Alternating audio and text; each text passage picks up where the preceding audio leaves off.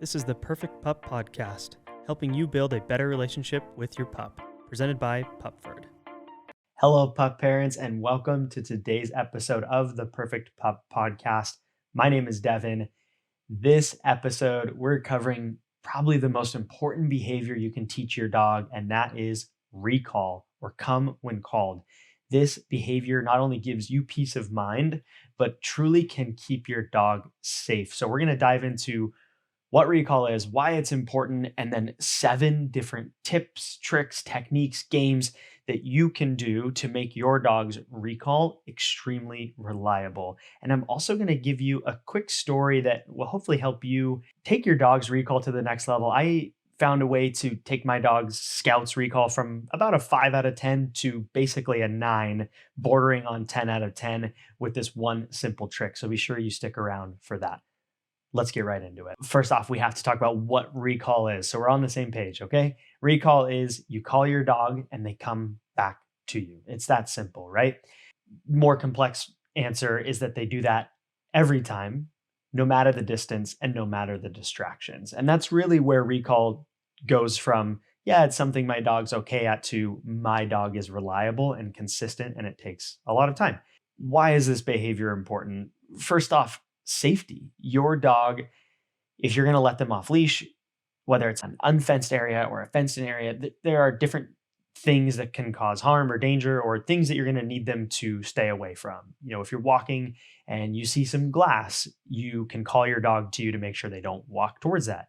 If you're out on a hike and you see potentially a dangerous animal or another dog that's off leash that you're not sure of, if you call your dog, you want them to come back to you. Another reason that it's important is just generally it's going to give you peace of mind as you are at parks or exploring or playing with other dogs or whatever the situation. Knowing that your dog comes back to you is going to give you the desire to give them more freedom. And I think we all want that for our dogs. We have this vision of being able to go on hikes and go to beaches and do the fun things that we want to do with our dogs. And knowing that they're going to come back makes all of those experiences and adventures less stressful. So super, super important. As for the how, really it's 3 steps, right, to teach recall. Number 1, stand away from your dog, let's say from a couple feet. Number 2, call your dog to you. And number 3, reward and praise when they come back to you. Really, that is the simplest form of how to teach recall. And with that, that's the end of the episode. It's not the end of the episode, but I want to make that point that is recall. There's so many things you can read and learn and hear about, and I'm going to talk about a lot of things, but that is recall at its core. And I want to emphasize that third point of rewarding your dog when they come back to you, don't underestimate the value of that. It is so important.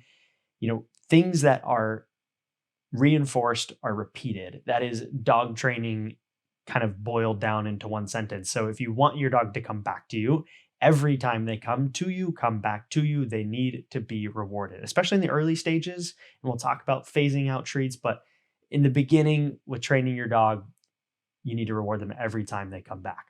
So now I want to go into 7 tips, techniques, and games and things to avoid to make sure your dog has an extremely reliable recall. The first tip, use a long lead. I cannot express how important a long lead is. So think about this. You start small, you start with the basics, and you're starting to feel like, okay, my dog's getting the hang of recall. And you go out into an open field, you know, fewer distractions, and you're thinking, okay, I need to practice a 15-foot recall.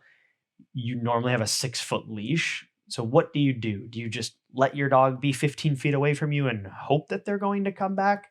No, you use a long lead. You can buy long leads from any length, starting at 10 feet all the way up to, I've seen, I think, 200-foot long leads. For most people, and for teaching recall generally, I would say that a 30-foot lead is a good place to start. The beauty of a long lead is it gives you extra safety. It gives you a kind of a safety net.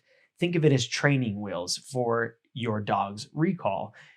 Reason being, if you're practicing that 15-foot recall, you call your dog and instead they see a bird and they start running the other direction, you have a leash in hand. You are still connected to them and they're not going to be able to run away into dangerous situations. The other advantage of a long lead is control. And I don't mean you're controlling your dog or you're, telling them what to do. Like it's a matter of if your dog gets distracted or they kind of lose their attention as you're working on this recall, you have a tool in your hand to be able to gently guide them back to you. It's as simple as just like putting some tension on the long lead and kind of reminding your dog, oh, hey, I'm here. We're working on recall. I cannot express the importance enough of a long lead. It is the number one way to make sure you're going to get a reliable recall, because every time you ask your dog to come and they don't, you devalue the word. And we're going to talk about that a little bit more. The next tip, you've got to start inside with no distractions. It can seem a little counterintuitive to be in your living room with your dog on a leash, practicing recall, right? It seems a little basic. It seems a little boring. In your mind, you're thinking, oh, well, I want my dog to be able to be off leash and come back no matter where we are. And yeah, that's the end goal. But just like with teaching someone to play piano, if the end goal is you want them to play Piano Concerto number 20 by Mozart or something by Beethoven, or pick any complex piano piece, you're not just going to hand them the sheet music, a brand new piano student, and say, all right, go ahead and play it. You're going to teach them chord progressions. You're going to work on their scales. You're going to teach them where middle C is. You're going to do all the basics, and you're going to slowly and incrementally build up the student's knowledge of piano and of playing piano. And they'll learn maybe snippets of that Mozart piece, but to string it all together, it's going to take a long time, lots of practice. So think about that with your dog, that you don't want to throw too much at them. And in dog training, you'll often hear about what's called the 3Ds: distance, duration, and distraction.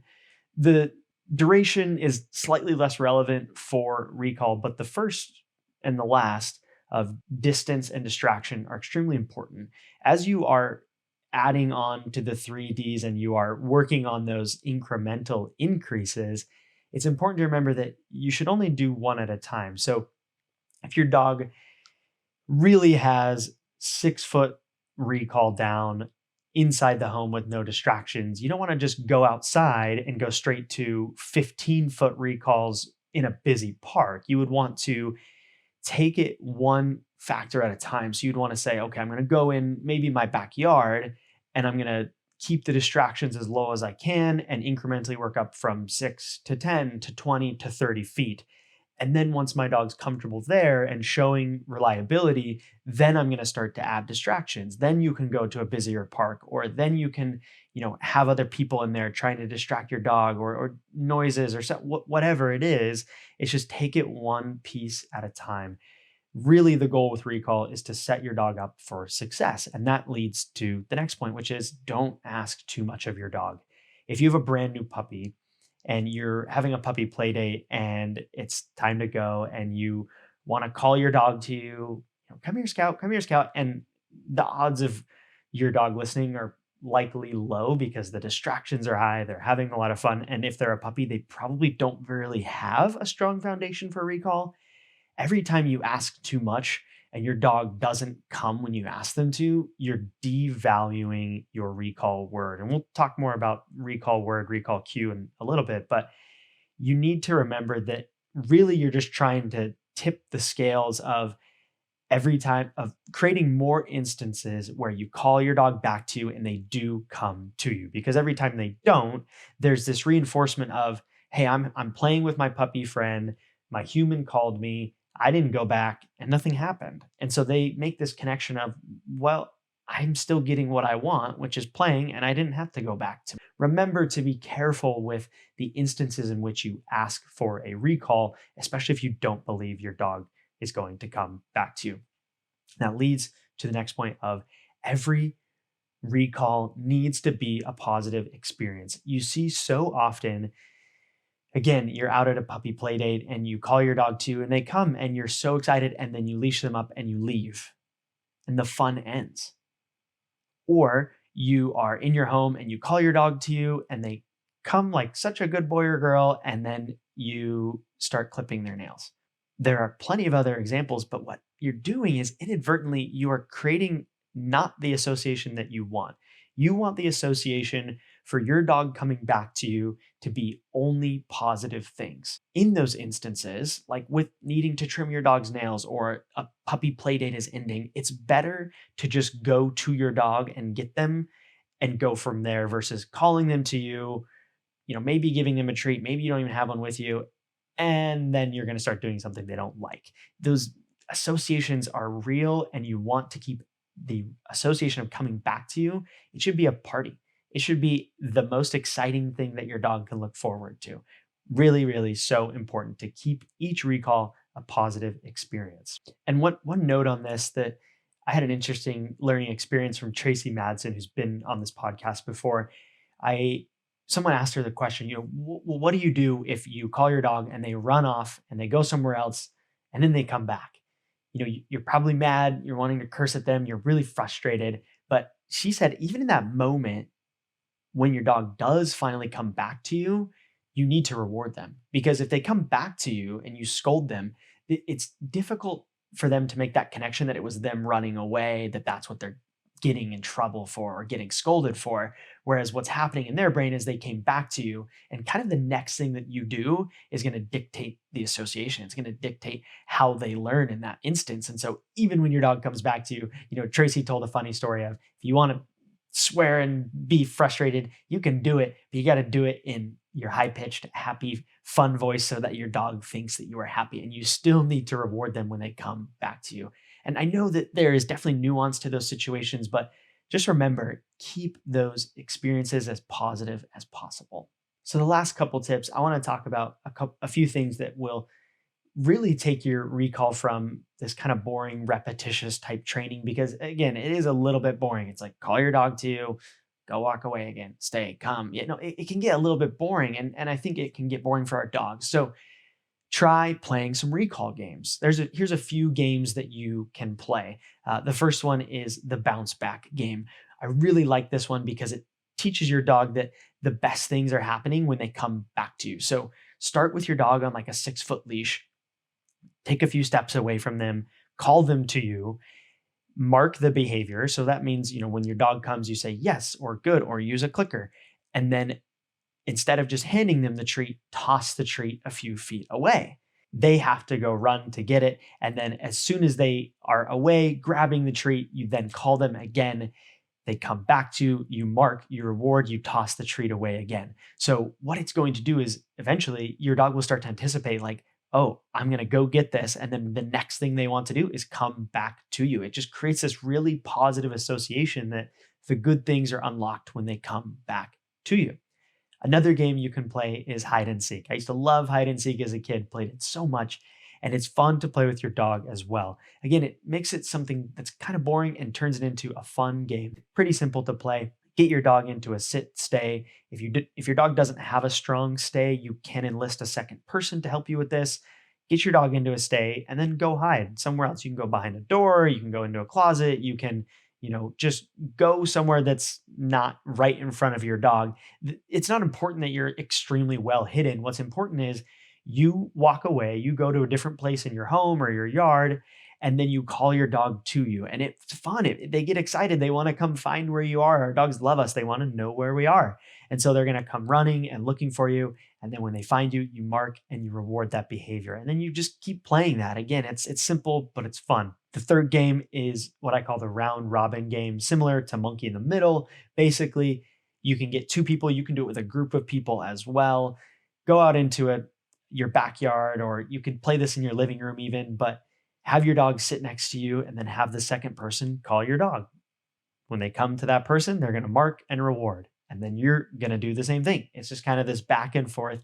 But the beauty of this game is that it teaches your dog to listen not only to you, but to other people, whether that's other people in your home, friends, even people they might not know super well. It's important for your dog to not only listen to you for recall, but be able to listen to other people as well. Those are 3 fun games that you can play. They're truly simple, but they make a big difference, making it fun, just like your 3rd grade teacher did. We're so excited to play this fun game, and then you realize, oh, we're actually learning about math right now. But it's so much more entertaining than just watching something happen on a whiteboard and you paying attention and actually getting bored and distracted. And the same thing happens with our dogs. And when they become bored or over like completely distracted, they're not going to learn. So play these games to keep it fun.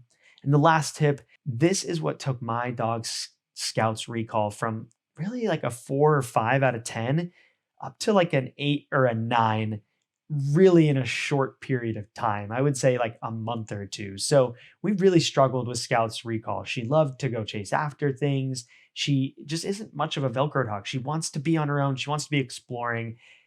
And she didn't love treats as a puppy. Like we tried a lot of different treats, everything we could think of, and she just wasn't really into it when we were outside. She is kind of easily distracted and likes to just explore and scout the world around her. And we really struggled with recall. And what changed for us was we started playing fetch and incorporating recall training into fetch. I did a whole episode about this, so be sure to check that out. But basically, we would do this. We'd be out playing fetch in a kind of enclosed area, like in our yard. We'd do a few throws just to get her warmed up, having fun, enjoying it. And then we would get the ball, have her be a few feet away, and we would call her to us. And it was a little bit clunky at first. And she was like, wait, what are we doing? I thought we were playing fetch. And it took a little bit to kind of get the mechanics down. But we would come closer and call her to us, and we would call her. And when she would come, we would make sure she was close enough that we could grab her harness or collar. And we physically practice doing that. And then we would mark and reward. But the reward, instead of a treat, was throwing the ball. She got to go fetch the ball. She'd bring it back to us. Sometimes, we wouldn't do every throw as a recall training, but, we'd do a couple throws. And then maybe on the third throw, we'd take 10 steps back, call her to us. She comes, we grab her, mark, reward, throw the ball. That literally in such a short amount of time took her from really struggling with recall to the point that even as a, young-ish dog, she was really reliable with coming back to us because we just figured out what was important to her and used that as a reward for recall. So I will say that you need to try varying reinforcers. Find out what your dog loves and what they love the most. That will be the most powerful reinforcement for you teaching recall to your dog. So it might be treats. It might be really high value treats like freshly cooked chicken. It might be fetch. It might be tug of war. It might be just praise and affection and, going crazy and letting your dog know you love them. It's different for every dog. So you need to find your dog's currency and use that as you teach recall. There's another piece to varying reinforcers that you might see talked about a lot, and it's called jackpotting. One reinforcer is just giving a treat or two. Jackpotting is when your dog does something really, really good, you're going to let them know that was an awesome job, and you're either going to give them an extra special treat or you're going to give them 3 to 5 treats. You're going to really let them know that was something extra special. So if you're working on really difficult recall around distractions from long distances, in the beginning, you're going to need to use a lot more reinforcements. And I know a lot of people who will have a certain treat that they only use for recall. And I know that that can be a bit difficult. And I think it is valuable to, again, vary the reinforcers and make sure your dog will respond to all types of reinforcement. But in the beginning, if you need to use that extra special reward that they only get, maybe it's salmon jerky or maybe it's pieces of real steak, you can do that because in the beginning, it's all about just creating that repetition of calling your dog. They come to you, you reinforce, and you're just building that learning loop, that feedback loop in your dog's brain of when I come to my human, the best things happen, whether that's amazing treats or play or praise like they've never received. Recall training really can be boiled down to just giving those reinforcements as much as you can. So a couple quick questions that people have, right? A lot of people wonder, well, how long is it going to take my dog to learn recall? I would ask you, how long does it take someone to learn the piano? If I know how to play hot cross buns, do I technically know how to play the piano? Yeah, but do I really? No. And it's the same thing with our dog. They may know recall inside the home, but it's going to take a lot of time and practice for them to have a reliable recall outside around distractions from a distance, potentially off leash. So I will say it generally takes 6 to 12 months to build a strong recall, but recall, more than most behaviors, is a lifelong learning process. My dogs, I'm not trying to brag, but my dogs have a really, really good recall. I take them off leash in Central Park in New York City every single morning, and I am confident in their ability to come when called. But it took a long time to get there. And even now, I still do maintenance training with them. I'll still bring some treats out and just practice having them come back to me. I'll still do the fetch recall training with Scout on an almost daily basis. You've got to remember that with recall specifically, you've got to just keep reinforcing that over time. Find moments every day to train your dog, and especially when it comes to recall. Another question that you see a lot about recall training is, do I need to use an e-collar? I've done a lot of episodes and talked about aversives and e-collars and my general opinions and feelings about them. But no, you don't need to use an e-collar to teach a reliable recall. My dogs have an extremely strong recall, even around distractions from distance. I've never used an e-collar. So if you want a simple answer of, do I need to use an e-collar? No, you do not. And I'd recommend you don't.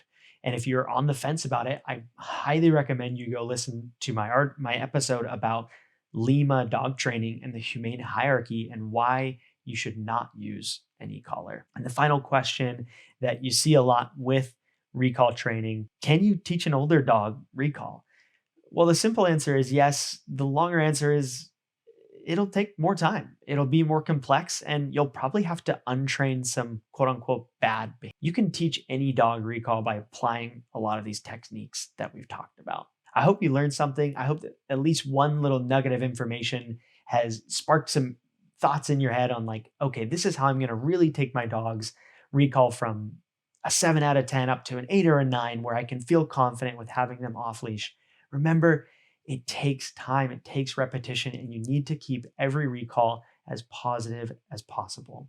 If you enjoyed this episode, please share it with a friend. Please leave a review on Apple Podcasts if that's where you're listening. If you're on Spotify, leave a comment, follow on YouTube, subscribe, comment, all those good things. And other than that, we will catch you on the next episode.